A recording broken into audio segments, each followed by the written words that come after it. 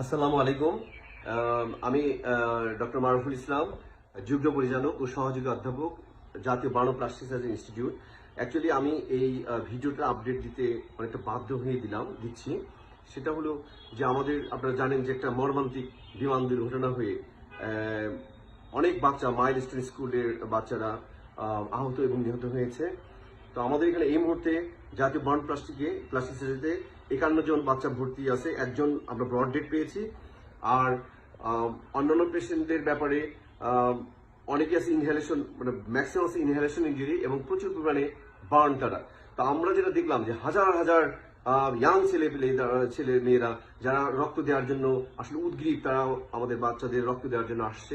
আমি তাদের অনুরোধ করব, আমাদের প্রথম ফার্স্ট 24 আওয়ার্স, অর্থাৎ প্রথম একদিনের মধ্যে আমরা কোনো রক্ত কোনো পোড়া রোগীকে দিই না। এই জন্য আপনারা দয়া করে কালকে সকাল 8টার পর আসবেন। আমরা নেগেটিভ ব্লাড স্যাম্পলিং করে রাখছি বা তাদের নাম্বারটা নিয়ে রাখছি। আমাদের বড় জোর 30 বা 40 ব্যাগ রক্ত লাগবে। আমরা সেটা কালকে লাগলে 30-40 ব্যাগ লাগতে পারে, সেটা আমরা কালকে সকাল 8টার পর তাদের ফ্রেশ ব্লাড দিব। আমরা কোনো ব্লাড এই মুহূর্তে নিয়ে ফ্রিজে রাখতে চাই না। এই একটা অনুরোধ। আপনারা প্রচুর মানুষ রক্ত অলরেডি আমি শুনলাম রেড কিচেন থেকে পুরো রাস্তা ব্লক করে রক্ত নেওয়া হচ্ছে। এটা নেওয়ার প্রয়োজন নেই।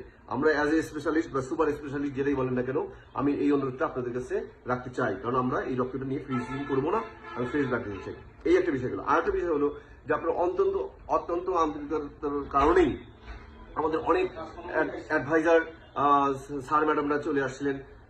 মোটামুটি অ্যাডভাইজার বোর্ডের ম্যাক্সিমাম স্যার ম্যাডামরা কিন্তু তাৎক্ষণিকভাবে এসে পেশেন্ট দেখে গেছেন এবং ওই সময় অতটা ভিড় ছিল না।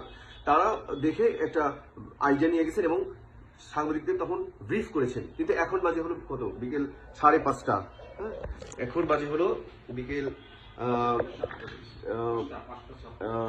পুরো 5:37।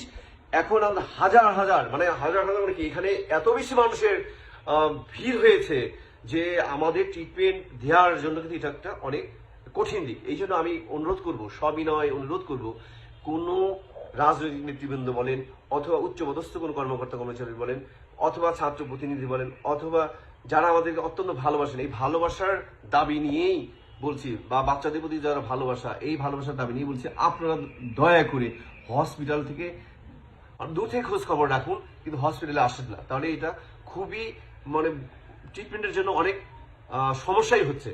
যদি একটা কথা বলি, সমস্যা হচ্ছে হটলাইন দেওয়া আছে, ওই নাম্বারে যোগাযোগ করেন, আমরা কালেক্ট করে দিব। রক্ত লাগলে কালকে লাগবে, আপনার ডাবের পানি সরবরাহ করতে পারেন, ডাব দিতে পারেন, আর ঔষধপাতি সবকিছু আমাদের এখানে আছে অ্যাভেলেবেল, কোনো সমস্যা নেই। আপনারা এই ধরনের চিন্তা করেন না। আর পেশেন্টদের জন্য আপনাদের পক্ষ থেকে যেটা করণীয়, আপনার বাচ্চাদের জন্য দোয়া, এটা আপনাদের করতে পারেন। আপনারা ওই দোয়াটা করেন। আমরা আমাদের হার্ট অ্যান্ড সোল, আমাদের অল ম্যান ফোর্স আর ম্যান পাওয়ার রেডি হিয়ার।